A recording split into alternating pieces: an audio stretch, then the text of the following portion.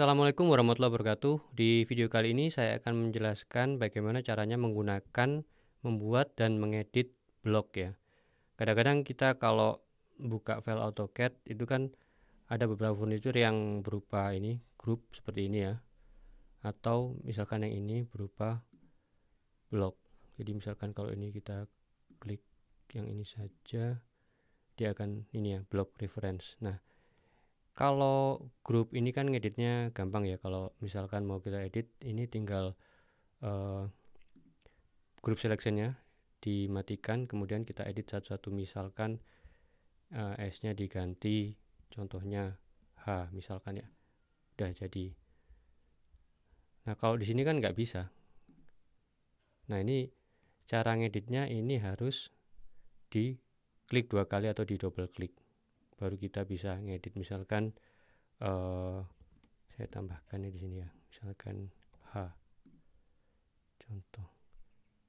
Nah ini enaknya adalah kalau kita sekali ngedit satu blok, dia akan berubah ke yang lain.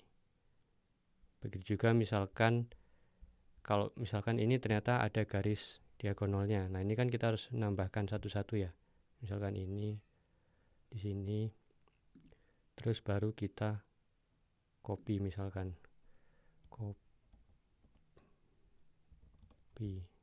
acuannya sini, terus kita copy ke sini, terus ke sini, terus kemudian nanti kita grup lagi satu-satu supaya nggak terpisah gitu ya. Kan agak ribet ya. Kalau cuma 4 gini mungkin nggak ketara perbedaannya, tapi kalau ada banyak kan lumayan ketara. Makanya kalau pakai blok enaknya itu kan misalkan kita edit satu saja, terus kita save ya, kita skip dulu, kita save, kan berubah semua. Nah cara membuat bloknya sih gampang. Jadi misalkan kita bikin dulu bentuk dasarnya 900 450 ini ya. Nah ini kita select dulu, terus kita ketik blok.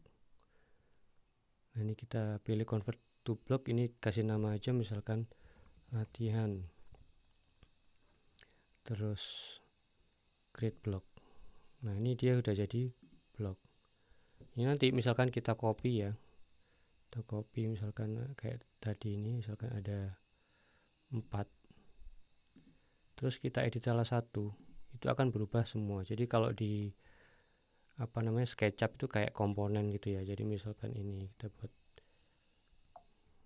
misalkan kita kasih garisnya ini ya, garis tanda bukaan ini, contohnya ini.